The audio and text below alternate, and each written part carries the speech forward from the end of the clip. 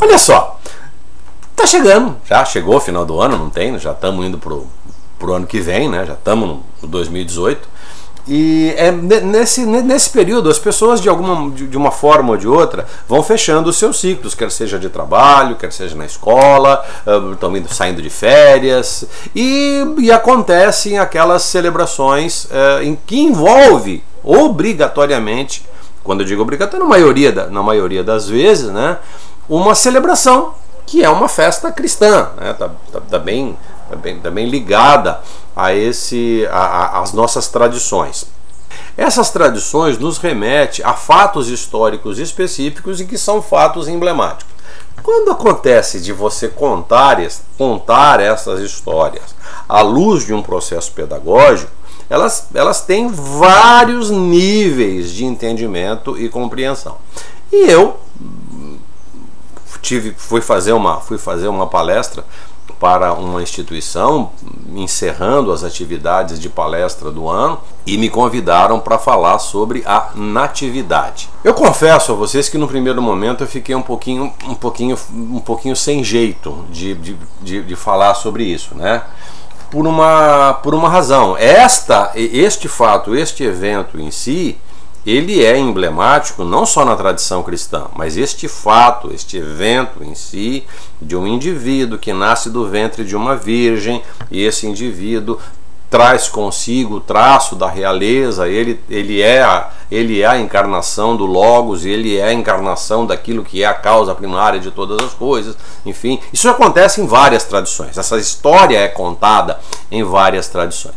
E aí fica aquela questão, se teve, se não teve, se aconteceu, se não aconteceu. Só que isso não tem uma importância dado o olhar que nós precisamos ter quando acessamos o mistério maior. O mistério menor é essa coisa mundana que a gente está acostumado a ver. Aí vai aquela senhora, o Youssef e a Maria tiveram um filho, tinha supostamente um ventre virginal, e aí saíram correndo da sua casa, porque o Herodes queria matar todos os primogênitos, andando grávida para cima e para baixo, está no momento de dar à luz, e aí encontra uma estalagem, onde é o que tinha para o momento, e aí nasce uma criança em meio à simplicidade, em meio a tudo aquilo que é representativo de humilde, de simples, de desprovido de qualquer recurso. Então, eu quero que você observe essa pintura que eu estou colocando aqui para vocês agora, né? E é de um pintor holandês, discípulo de Caravaggio. E eu quero que você observe a expressão pictórica, onde todas as pessoas envolvidas neste acontecimento, neste fato, estão todas elas sombreadas pela escuridão da noite.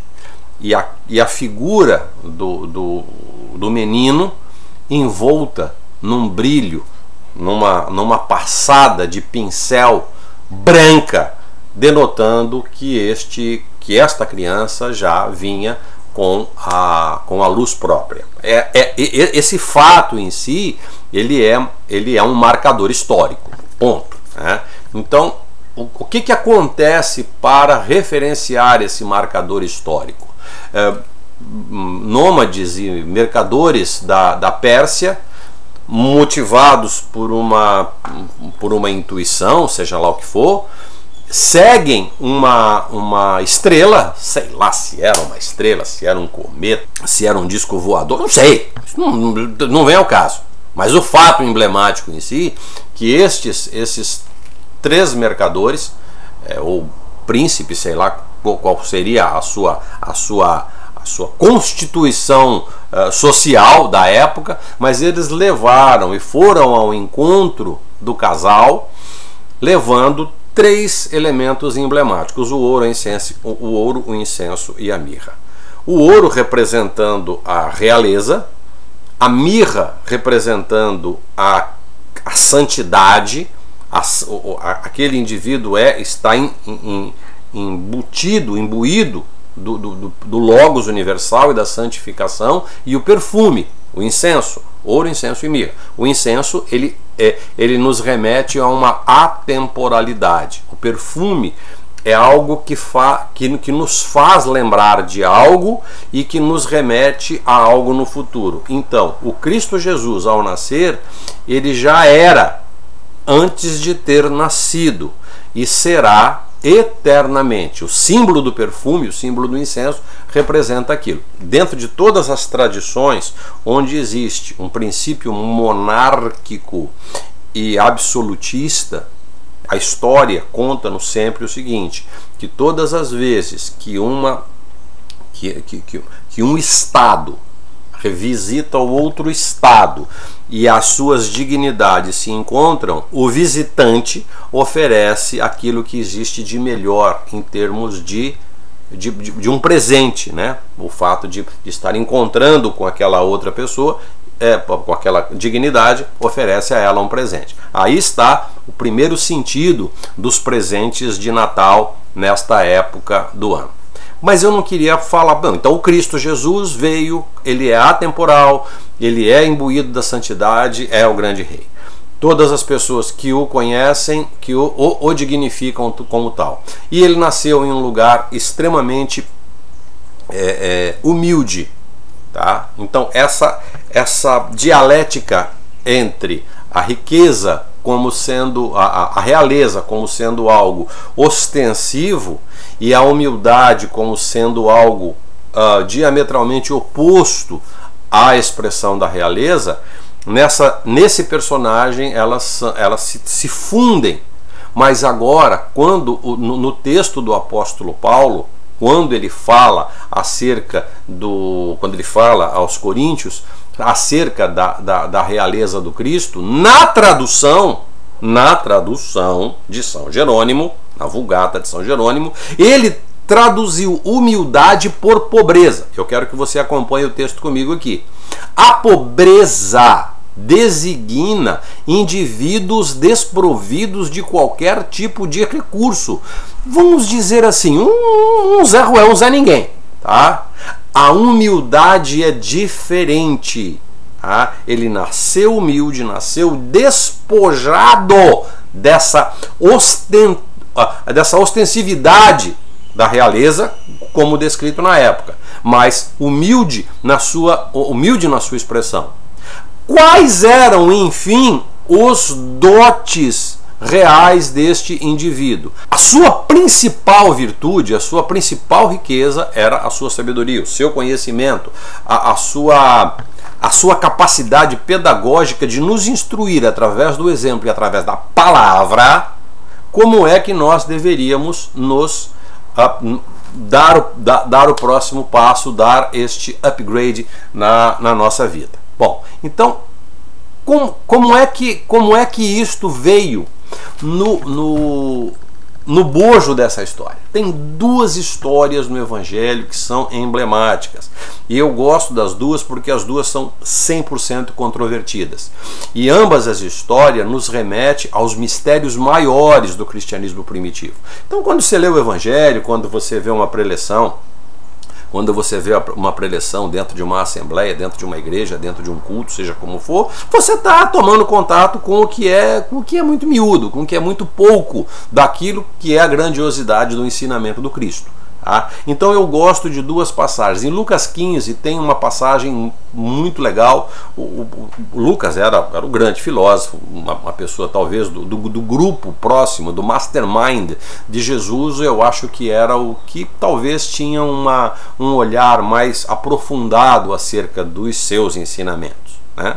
Depois os demais evangelistas tiveram sim a sua importância, mas não tão portentosa como o apóstolo Lucas. Em Lucas 15 ele fala da história do filho pródigo. E agora eu quero chamar a atenção para isso. Eu faço questão de, num determinado momento, fazer um vídeo específico sobre isso. O motivo dessa nossa história é falar do Natal. Mas a história do filho pródigo é uma coisa muito louca. Porque é a história de um pai que tem 2 filhos, ou mais, supostamente. Em algumas traduções nós temos um pai que tem vários filhos, e em outras traduções o pai que tem 2 filhos, o filho mais velho, um filho mais novo, e esse filho mais novo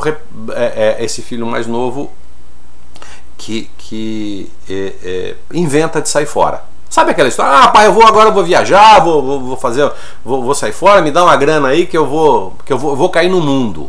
Ah, e esse jovem vai, o pai dá a ele o seu quinhão da sua fortuna, e esse menino vai, essa jovem vai para esborna, bebe, fuma, queima cartão de crédito, faz o capeta.